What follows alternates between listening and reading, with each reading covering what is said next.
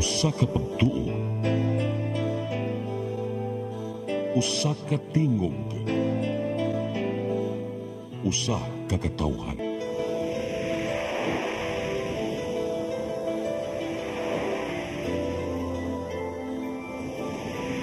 Cebu Catholic Television Network.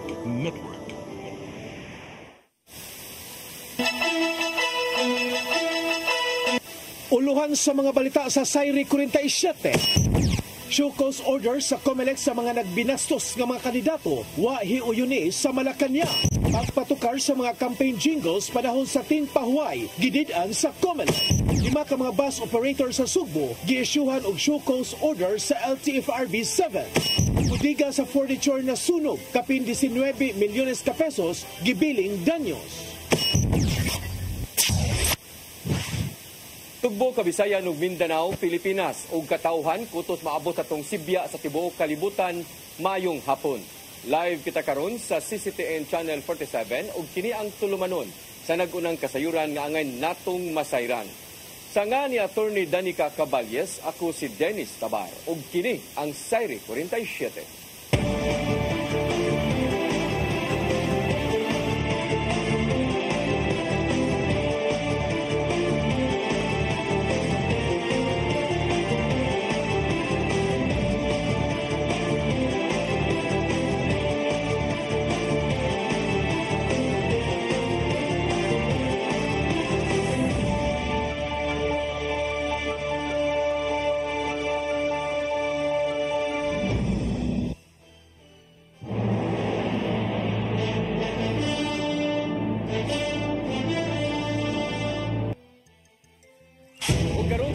Detalye sa atong mga balita, Malacañang wa makauyon sa sagunson nga show cause order nga giluwatan sa COMELEC ngadto sa gingong nagbinastos nga mga kandidato. Mismong ang presidente sa nasod dili gayud makadawat sa maong binuhatan.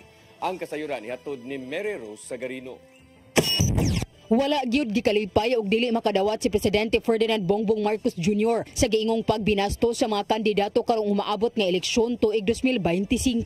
Kini mao'y gihulagway ni Palace Press Officer Undersecretary Claire Castro ato sa press briefing karong adlaw sa Malacañang. Matud ni Castro nga dili gyud makiangayon ang pagbinastos sa mga kandidato ngadto sa mga kababayen-an ug uban pang mga sektor. Dugang pa nga dili gyud angayang katawan ang mga sensitibong insidente sa usa ka tawo sama lang sa mga biktima sa pagpanglugos, pagpanghagad sa pagpakighilawas o guban pa. Maong gikasagbuyo kini sa palasyo tungod kay naanda naman sa ubang mga kandidato ang maong matang sa pagpanulti pinaagi sa usa ka diskurso. Hindi po dapat nagawing idolo ang mga ganitong klaseng tao. Hindi po dapat ito pamarisan. Hindi na po dapat ito pinapalakpakan. Kung nagawa ito dati at pinapalakpakan, hindi na po sa panganahon ng administrasyon ni Pangulong Marcos na dapat itong mangyari. Kaya ayon po sa Pangulo, hindi po katanggap-tanggap ang mga kandidatong ganito ang nagiging naratibo sa kanilang pangangampanya. Kiniusab ang reaksyon sa palasyo human giluwatan na og show cause order ang mga kandidato nga nagbuhat niini sukad sa nanglabay nga mga simana. Bisan pa man og strikto ang nahimong lakang sa COMELEC, pinaagi sa ilang task force safe, diin likayan gyud nga pakagamyan sa uban ang mga natagamtaman sa marginalized sector. Dapat ipagpatuloy nila ang pag-promote ng respeto, ng integridad at ng truthfulness o katotohanan sa kanilang mga sinasabi habang sila ay nagbibigay ng kanilang mga pangako sa kanilang mga constituents at sa mga botante. Daan ang gikabalakaan sa Commission on Human Rights ang binuhatan sa maong mga kandidato, apil na ang pagpangradtag sa ubang mga tao. Mary Rose Sagarino, CCTN News.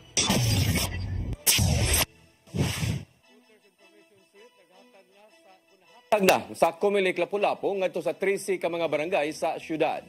Giawhag sa COMELEC Lapu-Lapu ang mga botante sa pagbasa aron magiyahan ang mga angayang buhaton sa adlaw mismo sa eleksyon. Ang kasayuran ihatod ni Crystal Joy Felerca. Naapod-apod na sa COMELEC Lapu-Lapu ngadto sa mga botante sa 13 ka mga barangay sa Dakbayan ang ilang voters information sheet. Matod ni Attorney Anjanet Lamban, ang COMELEC officer sa COMELEC Lapu-Lapu, nga sa mga voters information sheet nakasuwat ang mga official candidates og numero niini sa balota. Gibutang na usab didto ang mga pahimang noogiya unsaon pagbotar karong Mayo 12. Nadawat sa COMELEC Lapu-Lapu ang voters information sheet ni adtulang Sabado, Abril 5. Pagka Abril 8, una nilang giapod-apod ang voters information sheet sa Barangay Kalawisan ug Barangay Punta Inganyo. Kagahapong adlaw, Abril 9, didto usab sila nag-apod-apod sa mga barangay sa Olango Island, lakip na ang Sakauhagan, Kaubyan ug Panganan. Sumapa ni Attorney Lamban nga atol silang pagpanghatag niini sa matag balay, nipahigayon sila og Voters Education and Information Campaign kung diin gipasabot nila ang katawhan sa kamahinungdanon sa maong papel. Giawhag niya ang tanan mga botante sa pagdawat niini ug ila kining basahon aron nga makahibaw na sila sa ilang angayan buhaton atol sa adlaw sa piniliay. Kaya dako kayo ni siya gikatabang sa inyong pag-decide who among the candidates officially listed in the voters information sheet will receive your precious votes. So please, dawata in town ninyo. Dugang pa sa COMELEC officer nga pwedeng dalon sa mga botante ang maong voters information sheet sa ilang mga polling centers sa adlaw na mismo sa eleksyon. Crystal Joy Felerca, CCTN News. Sa Commission on Election sa mga kandidato nga likayan ang pagpatukar sa mga campaign jingles sa sayong nga kabuntagon ug sa lawom nga kagabion. Matod ni COMELEC Chairman George Erwin Garcia nga kini aron dili matugaw ang pagpahuway sa mga tao sa palibot. Adunay report nga adunay pipila ka mga kandidato nga nagpahigayon o rekorida gikan sa alas 12 sa tungang gabi hangtod na sa alas 3 sa kadlawon. Kinahanglang tahuron ang katungod sa mga botante nga mao ang pagpahuway og sakto og dili sila mahimong samukon. Sagunso na ang mga show cause order nga giluwatan sa COMELEC ngadto sa mga badlungong kandidato.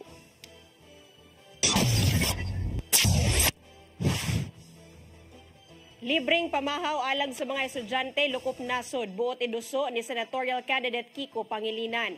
Sa maong lakang laumang matabangan usab ang mga lokal nga mag-uuma. Ang kasira ni hatod di Gian Navarro. Sa iyang pagbisita dinhi sa Sugbo, buot iduso ni senatorial candidate Francis Kiko Pangilinan ang libreng pamahaw alang sa mga estudyante lukop nasod. Gitumbok ni Pangilinan ang natagamtamang kagutom sa mga tinunan, mong apektado ang ilang performance sa pagtungha.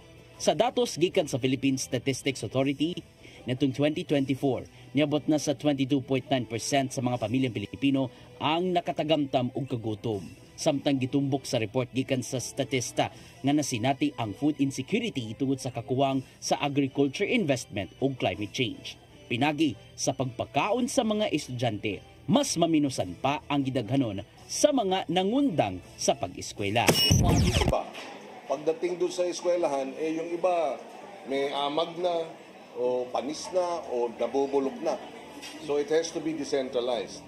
And when you buy directly from farmers and fisherfolk, sariwa, magandang quality, and of course, kikita ang ating farmers dahil added income, bibilhin ng gobyerno na hindi yung middleman na bumabarat. Kumain ng balaod ang iyang gidusong libreng breakfast. Apil sa mga matagan ng benepisyo ang mga local farmers sa managlaing dapit. Gikasuboy hinuon ni Pangilinan ang pagpalabi sa mga middleman sa giingong nagpatuya nga pagpasaka sa presyo sa mga agriculture products. Maong sa mong programa, kuhaon mismo sa kagamhanan ang mga inaning agri-products gikan sa mga lokal nga mag-uuma og diano sab gamiton alang sa lutoong pamahaw ngadto sa mga tinunan. Agriculture country tayo. Bakit? Napakayaman ang ating yamang dagat. Pero ang nangyayari, import pa tayo ng import ng isda.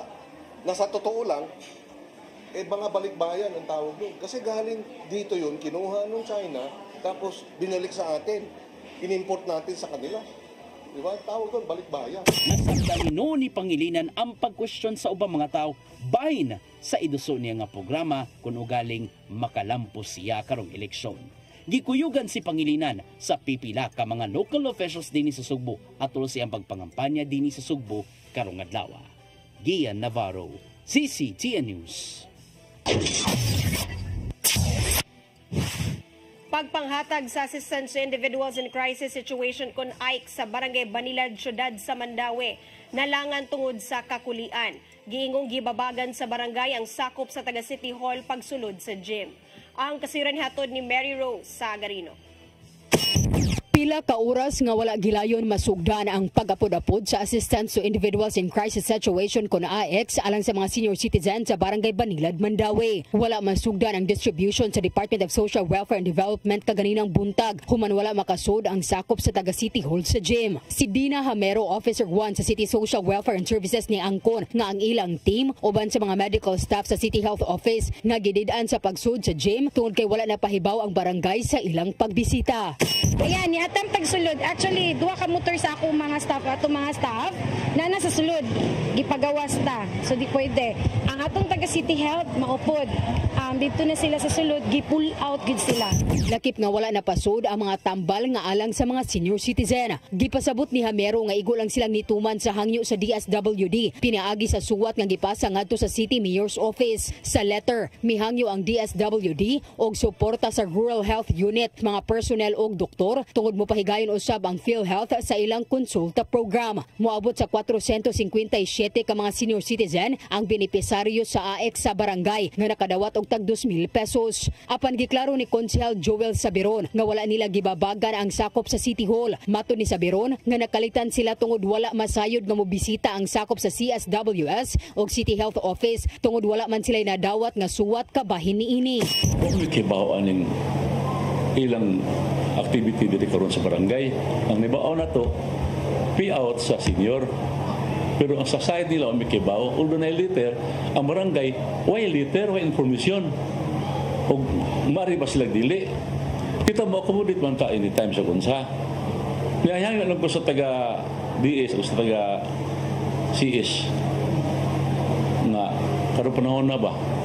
Mahangyo lang ta nga ilan tan ni saglan tingali ka ng Matud ni Sabiron nga gihangyo niya nga kung mahimo ang sakop lang sa City Health Office ang musud sa gym tungod maura man usab ang anaa sa letter sa DSWD. Giklaro pa niini nga walay gididaan nga mga serbisyo ang barangay ilabi na kung makaayo sa konstituwente.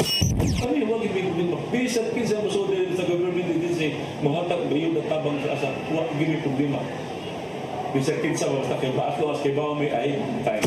Moabot sa 30 ka mga sakop sa CSWS o City Health Office ang nagpaabot sa gawa sa barangay gym kaganinang buntag. Napo kabuok ang sakop sa City Health Office. Hinuon pasado alas 11 sa buntag, gipasudra ang sakop sa City Health Office. Mary Rose Sagarino, CCTN News. Peso Lapu-Lapu nakatala og laing 126 ka mga displaced workers gikan sa mga kumpanya sa MEPS 1 ug Cebu Lights Industrial Park. Ang usa ka kumpanya niadto pang 2024 ni sira apan karong tuiga lang nagpahibaw sa maong buhatan. Ang kasira ni hato ni Crystal Joy Felerca. Laing 126 na usab ka mga displaced workers gikan sa tulo ka mga kumpanya ang natala sa Peso Lapu-Lapu. Ang 51 niini mga retrenched workers gikan sa usa ka kumpanya sa MEPS 1 nga nagmanufacture og semiconductor og mga electronic components. Niadto pang buwan sa Enero nawadan og trabaho ang mga trabahante apan ning uwahing semana lang sa Marso gipahibaw sa naasoy kumpanya ang Peso Lapu-Lapu. Samtang niadto lang Abril 5, 20 usab ka mga trabahante ang nawadan og trabaho human nga nagsirado ang ilang kumpanya sa MEPS 1 nga nagmanufacture og fashion gloves. Dugang paniana, 55 ka mga trabahante ang naretrench, human nga nagsirado ang gitrabaho ang Renewable Energy Company sa Cebu Lights Industrial Park ni adto pang Abril 2, 2024, apan bag-o lang nakadawat og impormasyon ang Peso kabahin niini. Tungod ni ining panghitabo nga uwahing mapahibaw ang buhatan sa Peso, plano ni Kim Francisco, ang Peso manager, nga makikimamat siya sa mga kadaguan sa mga kumpanya sa Lapu-Lapu, aron nga kung mahitabo ang susamang insidente, makahibaw na sila sa ilang angayan buhaton. Samtang subling miawhag si Francisco sa mga displaced workers o sa mga kumpanya sa pagdangop sa ilang buhatan. Encouraging companies na if ever doon sila i-implement ng mga redundancy, retrenchment, or if they cease their operation, to connect with us so that we can assist them. Hinuon ang tulo ka mga kumpanya nagpada og formal letter sa Peso ug nihatag kini og kompletong listahan sa mga apektadong mga trabahante. Sama sa naandan, iendorso sa Peso Lapu-Lapu ang mga displaced workers ngadto sa Department of Social Welfare and Development para sa financial assistance ug Department of Labor and Employment para sa livelihood assistance. Gikan sa tuig 2023 ngadto sa tuig 2024, 11,078 na ang natala sa peso nga mga displaced workers. Ug gikan sa mong datos, kapin 400 na lang ang wa pa nahatagi og financial assistance. Crystal Joy Felerca, CCTN News. Mosunod, 5 ka mga bus operator sa Sugbo gi-issuehan og show cause order sa LTFRB 7.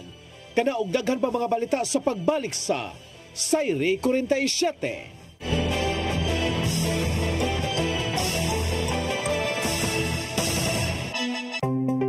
Discover the beauty of the Philippines.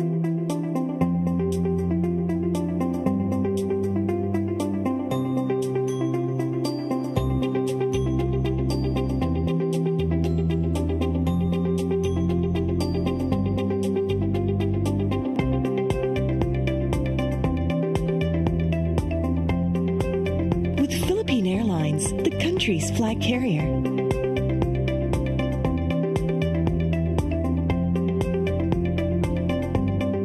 The airline that lets you feel the warmth of the nation.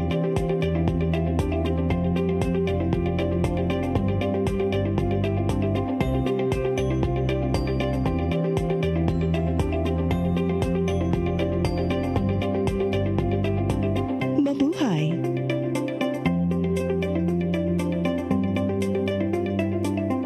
Kaiba sa mga politiko, matagal nang ginagawa ni Ariel Querubin ang ipaglaban tayo. Kahit sariling buhay inaalay. Ngayon, iba ang laban. Pero tuloy ang misyon ni Ariel Querubin, ang ipaglaban tayo. Kung medalya ang sukatan at hindi pera, si Ariel Querubin ang ating bayani na karapat-dapat sa Senado. Pag may Ariel Querubin sa Senado, may bayani tayo sigurado.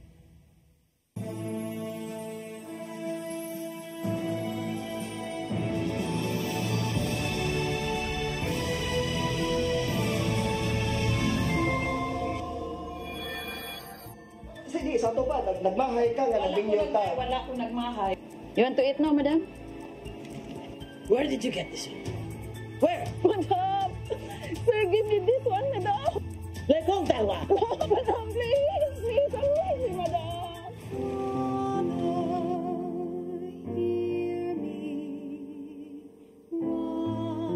Di ko ganahan mo ulit Pilipinas kay gusto ko. Mangita dyan kong trabaho na rin tabangan ako ninyo.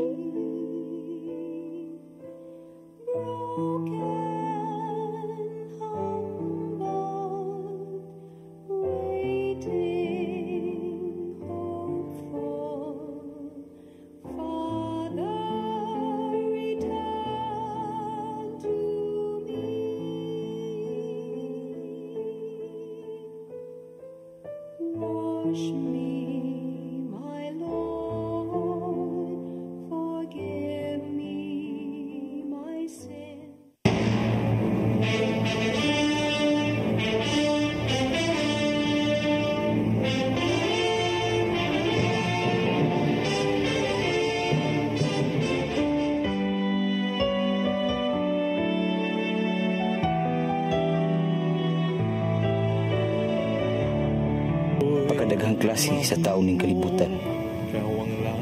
May dautan ug adunay mga maayong tao diin misubay sa daan nga matarong.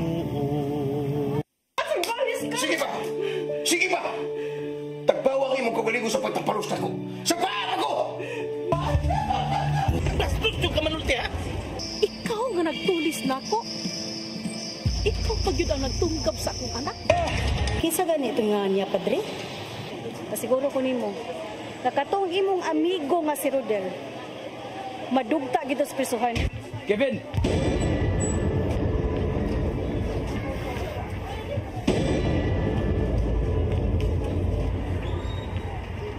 Kahit yung iyang una! Rodel! Rodel! Ano yung angay sa taong gahi ko?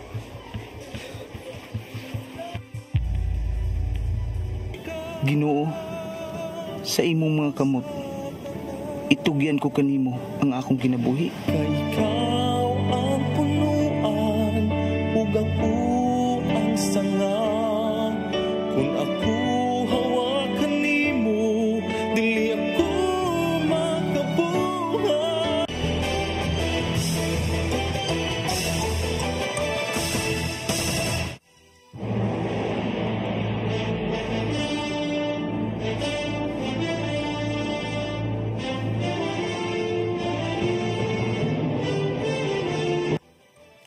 Balik sa atong mga balita, Cebu City Mayor Raymond Alvin Garcia may mando sa mga sakop sa kapulisan sa syudad nga ipatigbabaw ang kahapsay ug kalinaw karong Semana Santa.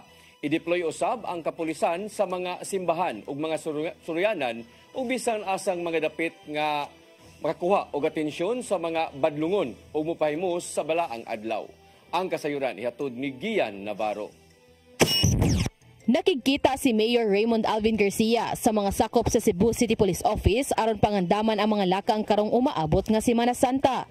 Gimanduan ni Garcia ang mga pulis nga pakusgan pa ang presensya sa mga pulis ngadto sa kadalanan ingon man sa mga terminal ug pantalan. Ilabi na nga gilauman nga modag sa ang mga pasahero paingon sa nagkadayeng dapit sa nasod aron mo bakasyon og mamalandong sunod semana. Gitahasan ni Garcia ang mga kadagkuan nga kung mahimo likayan ang managlahing mga krimen. Ilabi na gyud ngadto sa mga kabalayan. Mahinungdanon hinuon alang sa iyaha ang mobility sa mga pulis aron masulbad kung adunay mga insidente sa gawas. We will inspect the areas na asa gyud ang mga tao nga modag sa particularly ports and terminals within the jurisdiction of the city of Cebu. Sa habig usab sa kapulisan, bantayan usab nila ang mga religious activities sa managlahing simbahan sa syudad. Maong i-deploy usab nila ang tanang mga sakop sa simbahan ug sa ubang pampublikong dapit sunod semana. Samtang apil sa ilang bantayan mao ang mga abanganan ug boarding houses aron kalikayan ang mga insidente sa kawat. Kini aron masubay ug hayan masunod ang nahimong mando sa mayor. Sa among gitutukan karon ang observance sa Semana Santa, especially ito mga churches and other areas nga adunay religious activities, and as well kaning mga mabakante nga mga abanganan sa mga boarding houses and the likes para maminusan ang incident sa mga kawat and similar crimes against people. Crystal Joy Felerca, CCTN News. 5 ka mga bus operators sa Sugbo giisyuhan og show cause order gikan sa LTFRB 7 tungod sa kalidad sa ilang mga sakyanan. Samtang padayunon nila ang monitoring sa mga terminal human gikasab-an ni Senador Raffy Tulfo. Ang kasayuran ni hatod ni Gian Navarro. Sa pagbisita ni Senador Raffy Tulfo sa milabayng semana sa Cebu North Bus Terminal, naabtan niyang adunay mga kakulian ang mga bus nga nagbiyahe sa dalan. Naabdan na lang nga gihiktan og guma ang brake sa bus aron lang ma-function. Samtang naay mga fire extinguisher sa sulod, apan dunay pipila, expired na. Kikabalakan mismo ni Tulfo among matang tungod kay musangpot hinuon kini sa disgrasya. Miapit mismo si Tulfo sa buhatan sa Land Transportation Franchising and Regulatory Board 7 ug nagpakisayod kang Attorney Edwin Antipuesto sa iyang mga nakita. Usa lang ang nimumbahad sa opisyal kuno galing masubli pa among binuhatan sulod sa North Bus Terminal. Pagdating naman ako sa Manila, baka mapapatawag kayo doon. I will conduct another surprise inspection. I'm sorry, pag naulit pa rin, hilingin ko kay DOTR Secretary na patahingayin ka muna. I'm serious, sir. Attorney, look at my eyes. I'm serious. I'm dead serious. Humanini, nagpahigayon og inspeksyon ng LTFRB 7 sa ubang mga bus. Maong giluwatan nila og show cause order ang 5 ka mga bus operators sa Sugbo.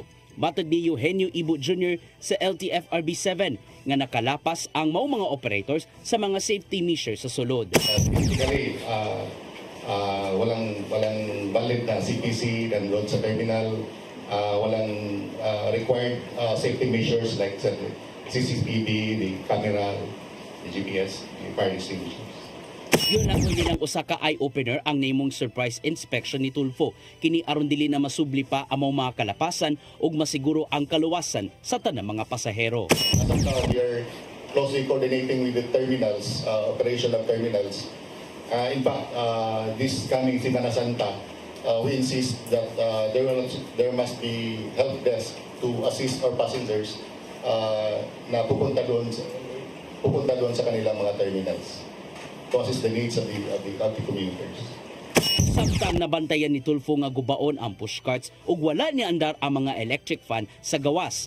Wala usab na kauyon ang senador nganong pangayuan man og gamayng bayad ang modernong pansayan sa sulod sa terminal gikan sa Mr. Lou Philippines. Mao midepensa ang mga opisyal sa Kapitolyo nga legal gyud ang operation sa maong mga pansayan gikan sa Mr. Lou ubos sa public-private partnership.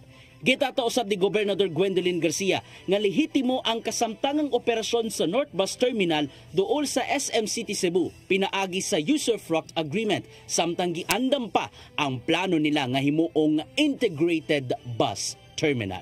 How can you obey something that you do not know anything about? And ignorance of the law. Whether you are an ordinary citizen or you are a senator, a sitting senator of this Republic of the Philippines, excuses no one. So, it is incumbent upon us, public officials, to be more circumspect in the manner by which we conduct official and personal business. Ian Navarro, CCTN News. Giauhag sa Cebu City Department of Veterinary Medicine and Fisheries ng DBMF ang mga namuhi og hayop nga magmatngon subay na sa nagkainit nga panahon. Matod sa ilang pangulo nga si Dr. Alice Utlang nga dili gyud angayang mukumpiyansa ang nagsakang heat index ngadto sa mga kahayupan sa gawas.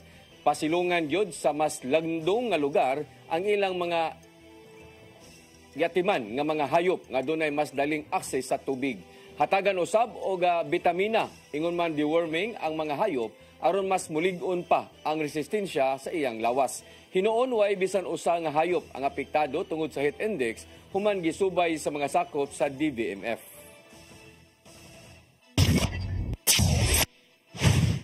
Vandalism sa Mandawi City Heritage Park gikabalakan sa usa ka opisyal. Gusto niya kining ipasusi ug mahimong pasakaan og kaso ang responsable. Ang kasayuran ni hatod ni Mary Rose Sagarino. Gikaalarma ni Mandawi City Vice Mayor Nerissa Son Ruiz ang vandalism sa City Heritage Plaza diin na sabligan og itom nga pintal ang sensor-activated light. Gikabalakan sa Vice Mayor ang nahimong kadaot sa city property. Nagsugod ang paghugaw sa sensor tiles human sa pag-vandalize sa usa ka campaign tarpaulin. Matod sa Vice Mayor nga dili na niya ilakip ang vandalism sa ilang political material tungod matod pa komuna kini panahon sa eleksyon. Apan iyang gikabalakan nga posibleng buhaton usab kini sa ubang lugar sa syudad. We should not take these things for granted. I would like to protect the people of Mandawi. I would like to protect the City Hall. Gusto ko nga, why magbinuang sa City Hall, sa building sa City Hall.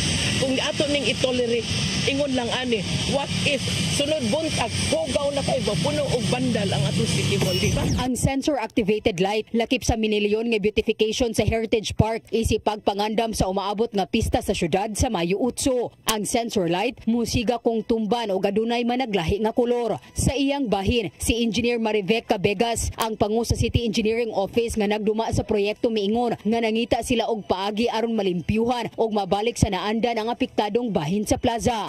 Kung saan na ito pagka-clean up kay di pwede nga mingon ko nga ako ipa-address nito sa contractor itself, no?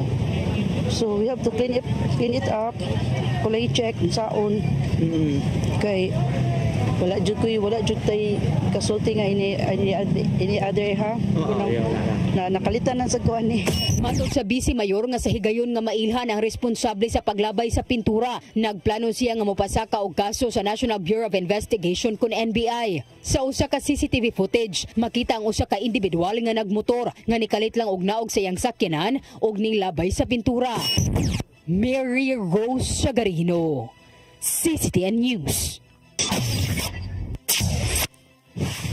Cebu City Mayor Raymond Alvin Garcia mipahimangno sa mga sakop sa kapulisan nga manubag kung adunay dili maayong binuhatan sa palibot. Samtang ipatigbabaw usab sa PRO7 ang due process sa duha ka mga pulis sa Mandawi nga nadakpan. Ang kasayuran ihatod ni Gian Navarro. Di gyud itugot alang ni Mayor Raymond Alvin Garcia nga magpabadlong ang mga sakop sa kapulisan sa syudad sa Sugbo. Kini mo yung reaksyon human nakabalita sa pagkasikop sa duha ka mga sakop sa Mandawi City Police Station tungod lang sa managlaing sa laod. Matod ni Garcia nga kinahanglang manubagyod ang kinsang police officer nga magpabadlong sa palibot. Maong gipanawagan niya ang mga katagkuan sa Philippine National Police og mohimo og dugang paglakang aron di manambigit sa managlaing krimen ang ubang mga sakop sa kapulisan. I am appealing and calling kadagkuan sa police to look for kaning mga policemen, law enforcement officers who are abusing their authority or their power for personal interest or even not personal interest. Basta di lang musubay sa balaod, basta nalay violation, automatic, investigate, and then file cases if necessary. May numduman nga nadakpan niya tong Abril 7 ang usa ka police corporal gikan sa Mandawi City human na nagmal sa usa ka sibilyan sa barangay sa pangdako ning syudad sa Sugbo. Samtang nadakpan usab ang laing police officer nga si Niesel Arizo gikan sa Mandawi City Police Station 6 niadtong Abril 6 sa gabi human nakuhaan og kapin 400,000 pesos nga shabu. Pulo silang gipangkasuhan og administratiba gawas usab sa nagkadaiyang criminal cases nga giatubang. Gikasubo hinuon kini sa Police Regional Office 7 tungod sa maong binuhatan. Apan, isolated lang kini. Ipatigbabaw usab sa mga kadagkuan ang due process alang sa patas ug makiangayon nga investigasyon. Gimug-atan sa tigpamaban nilang si Police Colonel RV Acere Paraon Bueno nga kabay lang silang curriculum ang values formation sa ilang mga sakop. Kini aron dili na masubli ang maong salaod sa uban pang mga police officer. Gian Navarro, CCTN News.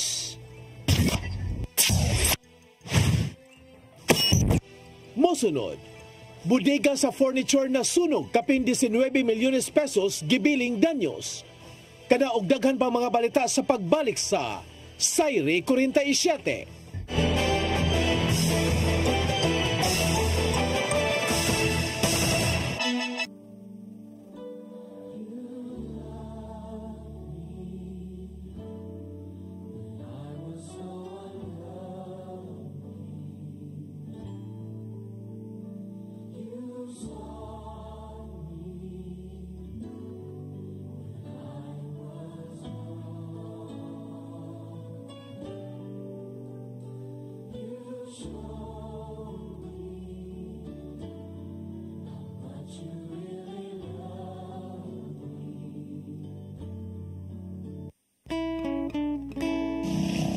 Sad man ka? Anong kay bawa mo ka nga sad ko?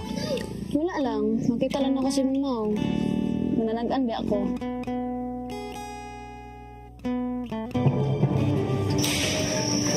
Samantala. Bakit sila tapos? Dito na. Hindi ka makabasa ni Manuel. Oh, ganong dili man? Oh, ganong dili man. Ngauyab man na sila. Hilong mo, ikaw ba? Susira kay ka. Tawhan ang magkulatan ako. Bote, boss. Agad. Sama tato nyo. Human sayang pagbiya, unya karon, balik siya. Ang mga magsad. Dili na kita sa kasama mo, ha? O siya ngay, wala, kaya ngay. Isa man sila. Ino na ba na? Pamatigod na daw. Nawayon ba ya? Hindi susbiyag.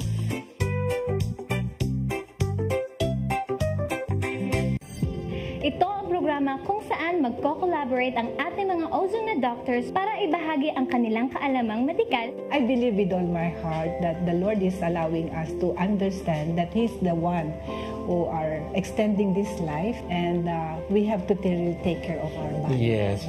Matag episode, among ipaambit ninyo ang mga healing testimonies. Every day, pagising mo, iisip ko kung ilang taon na lang yung itatagal ko. Yung ganun.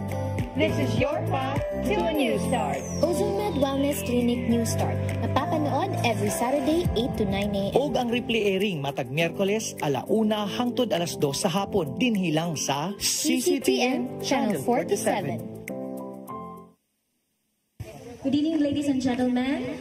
Let us give another round of applause to my mom and dad for staying strong through the years.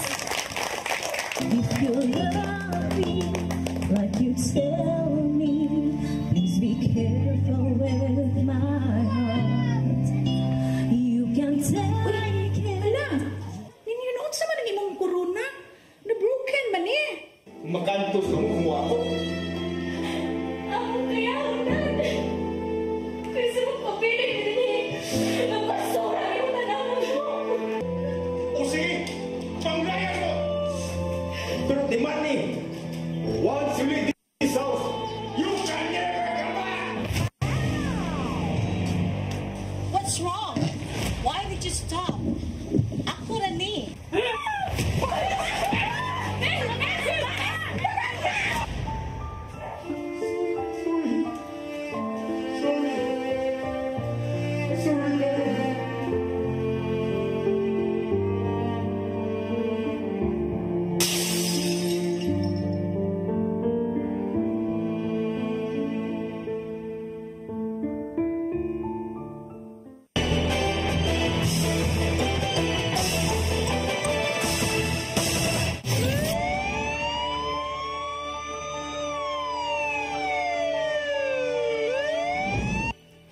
Balik sa ato mga balita, kapin 19 milyones ka pesos ang gibiling danyo sa pagkasunog sa bodega sa furniture sa barangay Talamban ning Dakbayan sa Sugbo.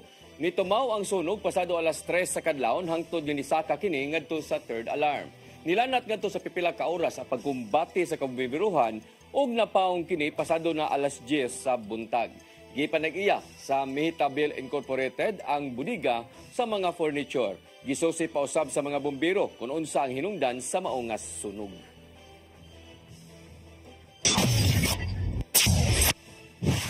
Size mil kapunuan sa marijuana ang naibot sa mga sakop sa Police Drug Enforcement Group 7 o Special Operation Unit 7 sa Sitio Maraag, Barangay Sudlon 2, Bukirang Dapit sa syudad sa Sugbo kagahapon. Kinihuman ang mga operatiba sa PDEG 7 nakadawat og report labot sa marijuana plantation. Walay nadakpan ang mga pulis nga nagtanom sa mga punuan sa marijuana apan nagpadayon ang ilang investigasyon kinsa ang nananom ni ini alang sa pagpasaka og kaso ngadto sa korte. Human sa malampusong pag-ibot sa mga punuan sa marijuana, nagkuha lang sila og sample aron iduso sa PNP Forensic Unit samtang ang nabilin gisunog na kini dayon. Nadakpan ang gilang high-value individual sa probinsya sa Negros Oriental o nakakuhaan kini og 4 ka kilong shabu sa buy-bust operation kagahapong adlaw sa Purok 6, Barangay Maslog, lungsod sa Sibulan, Negros Oriental. Ang dinakpan gilang nga si Elgin Rodriguez alias Elgin, 50 anyos, usa ka mag-uuma og taga Barangay 2, Dakbayan sa Bais, Negros Oriental. Usa ka buwan nga gipaubos sa monitoring sa mga sakop sa Provincial Drug Enforcement Unit sa Negros Oriental Police Provincial Office ang dinakpan. Usa sa mga personnel sa PDEO mibutyag nga si Rodriguez ang bodigero sa supply sa illegal nga drugas og nagpatuo kini nga usa ka simpleng mag-uuma diha sa ilang lugar. Kalapasan sa Republic Act 9165 ang ipasaka sa kapulisan batok sa dinakpan samtang ang mga nakuhang ebidensya giduso na usab sa PNP Forensic Unit sa Negros Oriental PNP.